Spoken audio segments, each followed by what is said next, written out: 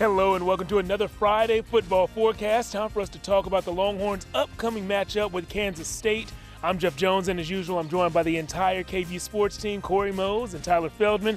And Tyler, you told me about a new show recently. Do you remember the name of that show you were telling me about? I think it has a chance to be a really good show. Episode 1 of the Malik Murphy Show. That's it. It impressed. There were a couple mistakes early on, a couple turnovers, but I never lost faith in his confidence in running the offense. Malik Murphy, we haven't seen a ton of tape on him, and I'm sure if you're Kansas State, you wish you had more tape on that quarterback because he really can razzle and dazzle. He can move, but he's more of a pocket passer, and we saw that he was able to rebound really well, ignite the offense, and lead them to victory in his first career start. So I'm pretty excited to see episode 2 against a very good Kansas State team. More reps under his belt in practice after that first game. I expect to see a lot more out of Malik against the Wildcats. What was impressive to me going into episode 1 of the Malik Murphy Show, ratings out of this world, by the way. What was impressive to me going into that game is head coach Steve Sarkisian said that he and quarterbacks coach A.J. Milwee asked all of their quarterbacks every Friday which plays they like. So he had 7 weeks of data leading up to that game on Malik Murphy. Well, now he has the most important data, and it's what he saw on the field. We'll see how the team adjusts. So that's a look at the Longhorns quarterback situation. On the K-State side, though, they run a 2-quarterback system.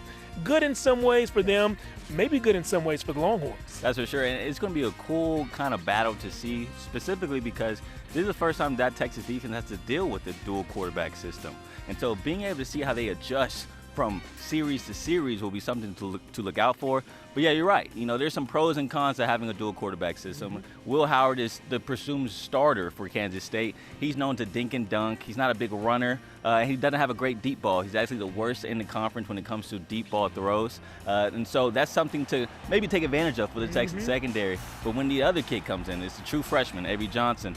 He's going to run it. I mean, that's all he's going to out there do. A lot of read option plays. He also doesn't throw the ball well. And so when we talked about pros and cons, that's one pro for Texas defense. Both quarterbacks don't really throw the deep ball well, which is something that the Texas secondary has struggled with. You mentioned the kind of matchup of bad on bad. Yeah. Texas deep ball defense hasn't always been great. K-State doesn't do a great job of throwing the deep ball. K-State, though, top 5 in the nation in rushing offense. Texas, top 15 in the nation in rush defense. So definitely good on good in the trenches, as you mentioned, Corey. What I want you guys to mention to us now are the final score predictions. Who's going to win? What's the score going to be? Tyler, let's start with you. I like Texas at home, favored by 4 points. Give me 32 points for the Longhorns, 23 points for the Wildcats.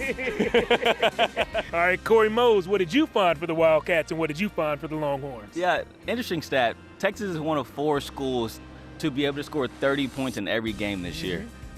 I think that streak ends on Saturday. I do think Texas wins, but I have the final score of 28-17 Texas.